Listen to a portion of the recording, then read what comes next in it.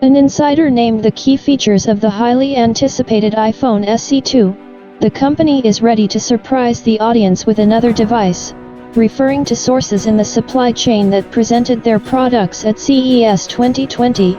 Insider MakOtakara reports that Apple may present a continuation of the iPhone 8 in the face of iPhone SE2. According to sources, the transition to Face ID and the proposed removal of the upper and lower frames of the iPhone 8 will free up space for a larger display.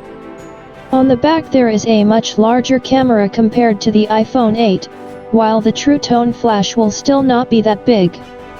Perhaps the company will radically change the design of the new product.